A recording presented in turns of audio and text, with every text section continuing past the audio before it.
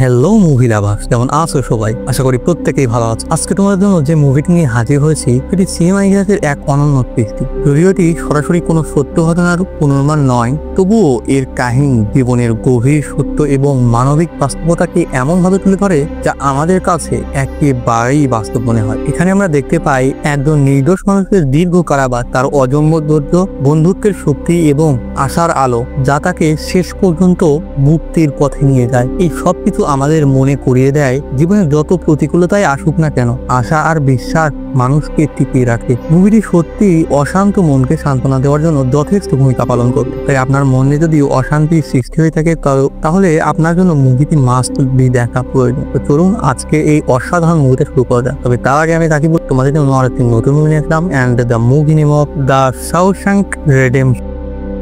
গল্পটা শুরু হয় 1947 সালে। আমরা দেখতে পাই অ্যান্ড্রি ব্রুফেসন নামে এক তরুণ ব্যাংকার নিজের জীবনের সবচেয়ে ভয়াবহ সময়ের মধ্যে পড়েছে। শান্ত স্বভাবের ভদ্র বুদ্ধিমান এই মানুষ হঠাৎ করেই অভিযুক্ত হয় এক জঘন্য খুনের মামলায়, তার স্ত্রী আর স্ত্রীর প্রেমিকে হত্যা করার অভিযোগে। আদালতে নানা প্রমাণ হাজির করা হয়, বন্দুক, গুলির খোসা, মদের বোতল, সবকিছু যেন তার বিপক্ষে চলে যায়। অথচ অ্যান্ড্রি বারবার বলে সে নির্দোষ, কিন্তু আদালত তার কথা শোনে না। অবশেষে বিচারক ঘোষণা করে জীবনযাপন কারাদণ্ড, আর সেই সাজা তাকে ভোগ করতে হবে শশাঙ্ক নামের এক কুখ্যাত জেলে, যেখানে ইংল্যান্ডের বড় বড় সব খুনিদেরকে অনেক সেফটির সাথে কারাবাস দেওয়া হয়। এরপর আমরা দেখতে পাই শশাঙ্ক জেলের ভেতরের দৃশ্য, যেখানে কয়েদিদের মধ্যে রয়েছেন এক প্রবীণ বন্দী অ্যালিস বয়েড রেড রেডি, যাকে সবাই বলে রেড বলে। সে বহু বছর ধরে এখানে আছে। রেডের আলাদা ডাকনাম রয়েছে, কারণ সে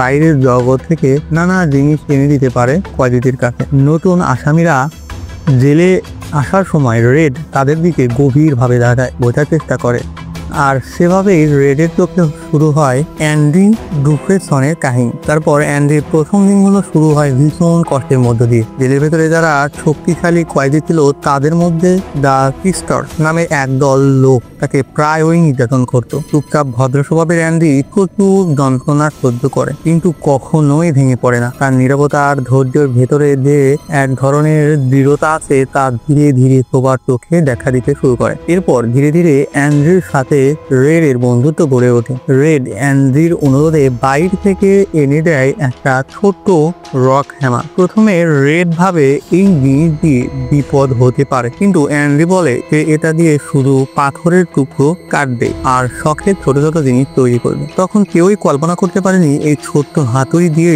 একদিন অ্যান্ড্রি জীবনের সবচেয়ে বড় অস্ত্র হবে, বা এই হাতুড়ির মাধ্যমে সেই জেল থেকে চিরতরে পালাতে পারবে। যাই হোক, তারপর একদিন অ্যান্ড্রি ছাদে কাজ করছিল। প্রহরীরা তখন নিজেদের ট্যাক্স আর সম্পত্তি নিয়ে চিন্তিত ছিল। হঠাৎ অ্যান্ড্রি সাহস করে ক্যাপ্টেন হ্যাডলিকে উপদেশ দেয় কিভাবে সে ট্যাক্স বাঁচাতে পারে, কেননা সেই অ্যান্ড্রি ছিল এক ব্যাংকার এবং এজন্য ট্যাক্স বিষয়ে তার অন্য রকমের জ্ঞান ছিল। যাই হোক, প্রথমে সবাই ভাবে একজন কয়েদি এভাবে প্রহরীদের পরামর্শ দিচ্ছে, এটা বিপজ্জনক হতে পারে, কিন্তু শেষ পর্যন্ত অ্যান্ড্রির পরামর্শ আসলে কার্যকর হয়। এরপর প্রহরীরা তাকে আলাদা চোখে দেখতে শুরু করে, কেননা সে প্রহরীদের বিভিন্ন কাজে আসতে শুরু করে। অ্যান্ড্রিকে লাইব্রেরিতে কাজ করার সুযোগ করে দেওয়া হয় এই কারণে, কেননা সে হিসাব নিকাশ এবং বিভিন্ন জ্ঞান বিষয়ে পারদর্শী ছিল। এরপর আমরা দেখতে পাই অ্যান্ড্রির পরিচয় হয় সেখানকার এক বৃদ্ধ ব্রুকস এর সাথে। ব্রুকস অনেক বছর ধরে একই লাইব্রেরিতে কাজ করছিল, কিন্তু জায়গাটা খুব ছোট এবং পুরনো। অ্যান্ড্রি তখন সিদ্ধান্ত নেয় সরকারকে নিয়মিত চিঠি লিখবে এবং বই ও তহবিল চাইবে। প্রথমে কোনো উত্তর আসে না সরকারের পক্ষ থেকে, কিন্তু অ্যান্ড্রি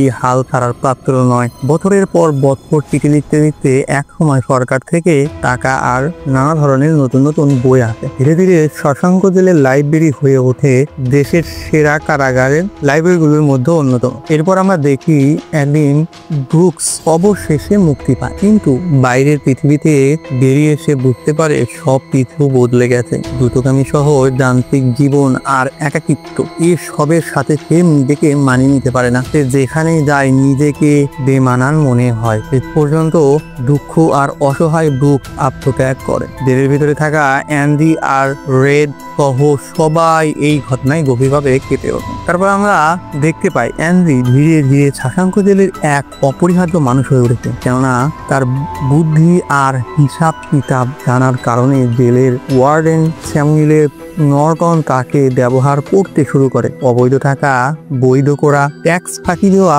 সবকিছুতেই অ্যান্ডি হয়ে ওঠে নর্টনের ডান হাত। অথচ অ্যান্ডি নেতনের অজান্তেই ভেতরে ভেতরে সবকিছু হিসাব নিকাশ গুছিয়ে রাখছিল। এরপর একদিন জেলে আসে নতুন এক কয়েদি, টমি উইলিয়ামস। টমি অ্যান্ডি আর রেডের সাথে ভালো বন্ধুত্ব করে ফেলে অতি তাড়াতাড়ি। হঠাৎ একদিন টমি জানায় আগে অন্য এক কারাগারে সে একজন খুনির মুখে শুনেছিল যে সে ধনী এক লোকের স্ত্রী এবং প্রেমিককে মেরে ফেলেছে। এই ঘটনা শুনে অ্যান্ডির মনে হয় এটাই তার মামলার আসল সত্য। সে বুঝতে পারে আসল খুনি এখনো বাইরে ঘোরাফেরা করছে এবং তার উপযুক্ত সাজা হয়নি। এরপর অ্যান্ডি একই কথা জানায় ওয়ার্ডেন নর্টনকে, কিন্তু নর্টন নিজের স্বার্থ বাঁচানোর জন্য টমিকে গোপনে মেরে ফেলে, কেননা টমি যদি বেঁচে থাকে তাহলে টমির কারণে হয়তোবা অ্যান্ডি জেল থেকে মুক্ত পেতে পারে এবং সে তার কাজে মনোযোগ দিলেন। টমির মৃত্যু অ্যান্ডির আশা ভেঙে দেয়। এরপর তাকে পাঠানো হয় দীর্ঘ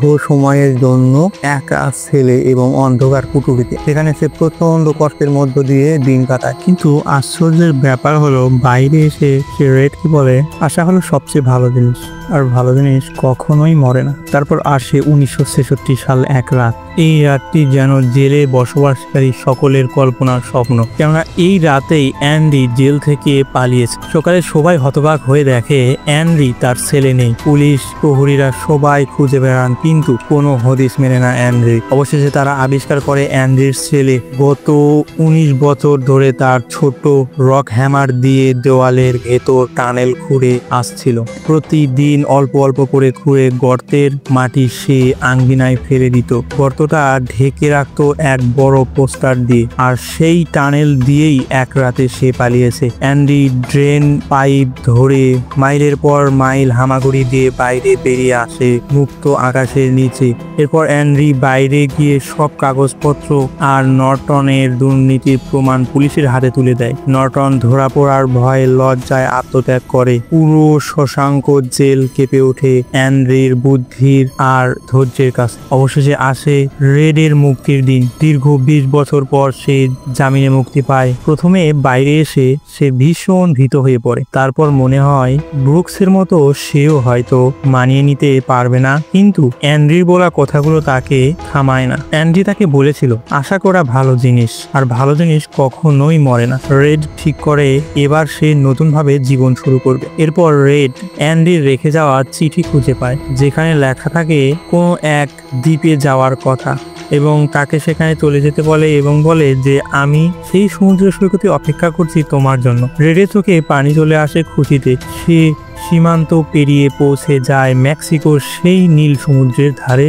তাদের দ্বীপে যাওয়ার জন্য। অবশেষে আমরা দেখি সমুদ্রের ধারে দাঁড়িয়ে আছে অ্যান্ড্রি। দূর থেকে এগিয়ে এসে রেড। দুই বন্ধু যারা জীবনের সবচেয়ে কঠিন মুহূর্ত এক সময় কাটিয়েছে একসাথে, আবার মিলিত হয় মুক্ত খোলা আকাশের নিচে। গল্পটা শেষ হয় আশার আলোয়, বন্ধুত্বের জয়ে আর স্বাধীনতার সোনালী সূর্যে। তাদের জীবনে উদয় হয় এক নতুন সূর্য। আর এরই মধ্যে দিয়ে আজকের মুভিটির এন্ড ঘটে।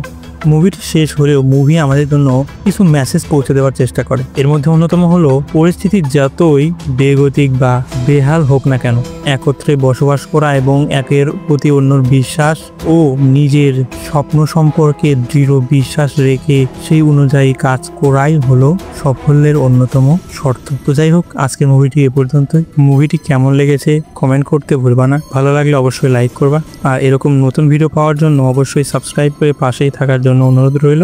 সকলকে অসংখ্য ধন্যবাদ। দেখা হচ্ছে পরবর্তী নতুন কোনো ভিডিওতে। ততক্ষণ পর্যন্ত গুড বাই।